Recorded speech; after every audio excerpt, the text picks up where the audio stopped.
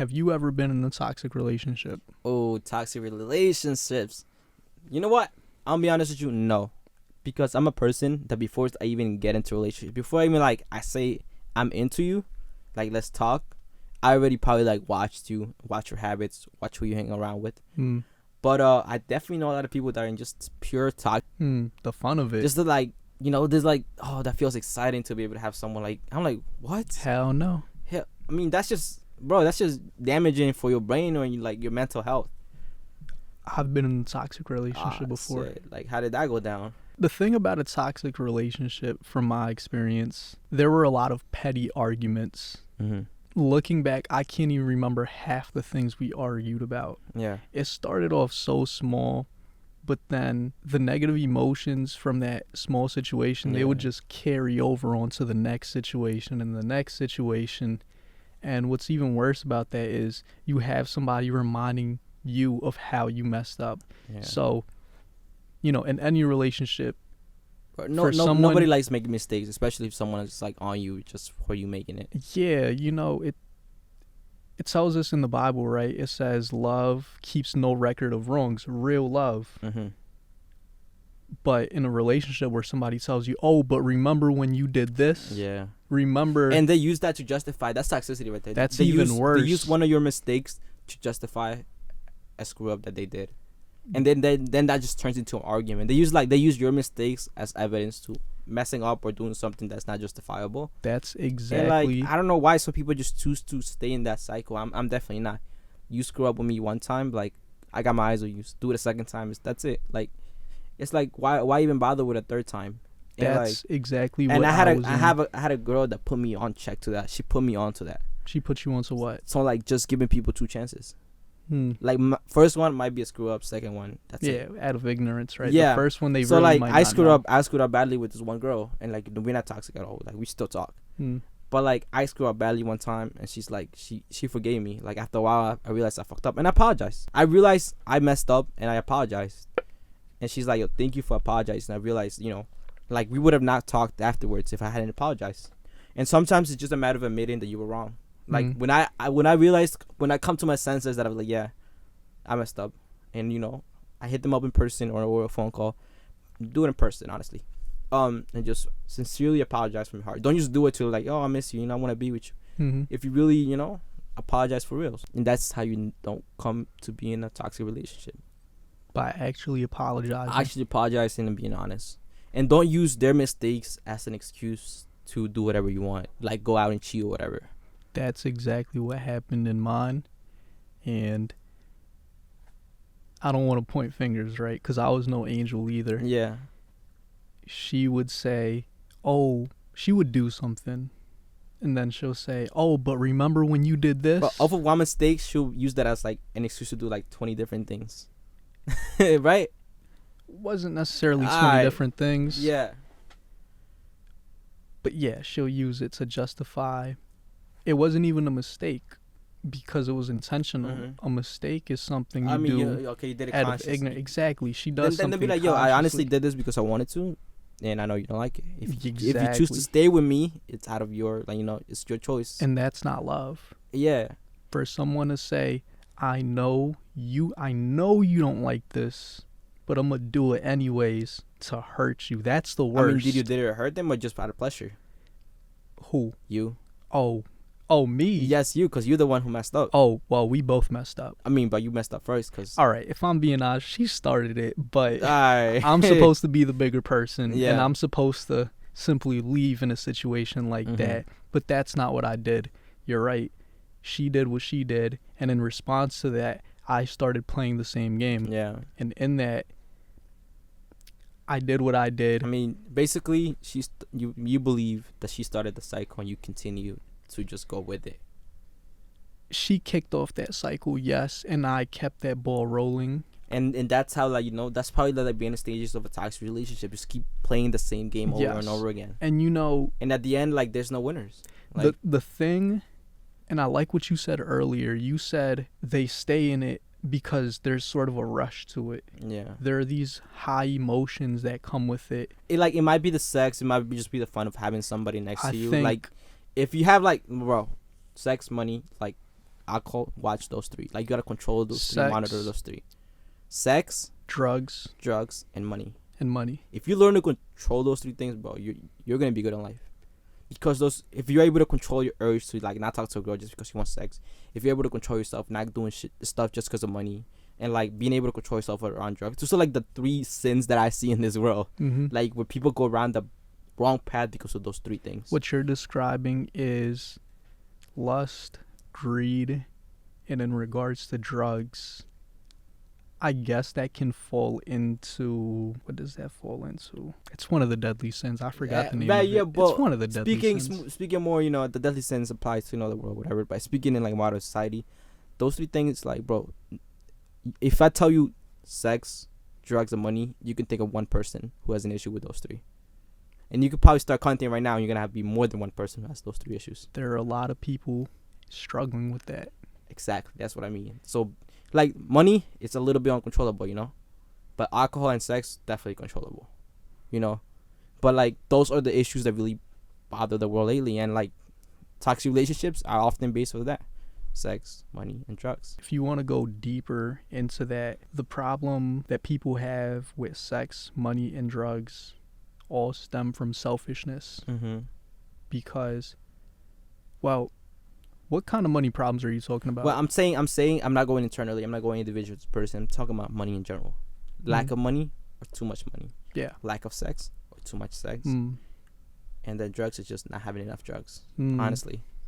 Drugs is a tricky one because... But it becomes an issue. It becomes like, I do drugs, I'm lacking money, and I might want attention, you know. And I look for the you know, a partner sex. Mm. In like sex, you might not have it, get into drugs. You know, it is a cycle. If you could draw a chart out, you would draw, you know, put them around and then just draw circles going back into like a water cycle, honestly. Yeah. You could draw that out like a water cycle, and you realize how everything is so intertwined with each other, and that can really mess with your life. And it all stems from selfishness. It all stems from, I don't care about how the other person feels. This is about me. It's more internal personal issues that leak into relationships and make them become toxic. You know, it's crazy because these things start when we're kids. Mm-hmm. A lot of these issues that you see with the world, with the adults today, it all started when they were kids and how they interacted with the adults in their lives. See, I believe the world moves in cycles. That's how I see it. Like, that's why I'm always like big on breaking cycles, like breaking bad cycles, especially like the money cycle. Your family might have been poor for generations, but you can't break that cycle. And like when I'm talking about the cycle of, you know, love, drugs, and money, I'm talking about, but since you were a kid, imagine your biggest problem when you were a kid. My biggest problem. It didn't have to do with money because you were being supported. It might have been love because you were lacking it. Drugs, you know, you were a kid. You were still ignorant. But you didn't have all those issues. The moment you grow up is when you start to see those issues. But you have to be able to recognize them when you're younger, so when you don't fall in them. Because when you see the danger, you don't walk into it. Mm. You know, that's how, like, you know, that's I try to be the most educated person I can be. I try to be the most educated person in the room because I love knowledge. I crave knowledge. That's like, I'm hungry for it. What kind of problems would you say you've had to deal with growing up? I mean, you're still growing up. Yeah, but I think it was the love part. The love part. I wasn't getting enough from my parents. I wasn't getting enough from my friends, and you know. But of course, like, just because I didn't have it, I didn't fall down the wrong path because I was like, you know what, I don't have this, but I'm gonna substitute it for like something that matters to me, and that is knowledge, that's doing my own thing, and getting love from people like you, just watching this stuff and just interacting with it. Okay, so my question is, what is love? For me? Well, in general. For me, love, when it comes to someone, is someone that's there for you, and you know, it's gonna be there for you no matter what. It's gonna be there for you emotionally, physically, and just talks. Like, just if you can sit with someone on the couch, sit back, watch TV, and talk, or just talk in general, that's love to me. That's my love language to me. Everybody speaks love differently, you know. Do you believe there's an objective definition of love? I don't think it is. It definitely it's different for everybody. And when I say objective definition, I mean everybody has their own definition, right? Yeah. The objective definition is the top one, and then everything else falls under that. Love is like giving and not expecting to receive.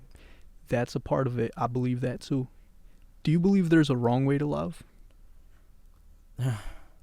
There is a wrong way to love when the person you're giving love to is like doesn't accept it. Doesn't accept. Whoa, hold on. Like it's intolerable to them. It's intolerable? Say like toxic relationships. Like if you're like, oh yo, I'm gonna give you flowers. I'm like, nah, I don't like flowers.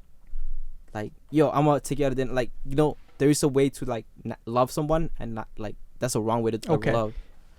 If you love someone, you're gonna do it because you're into them and you want to see them happy. If you're not making them happy, then you're not loving them. Okay, so I wouldn't say that that's a wrong way to love. I think what you're describing is the truest definition of love. To love someone, even especially when they don't love you back. Mm-hmm. Because for me, right, to love someone means to, I've read this in a book, to will the good of another person. Meaning I see this person and I want what's good for them. And it goes even further as to say, I'm going to sacrifice of myself for the better of this person. I'm going to sacrifice of myself for the good of this person. Mm-hmm.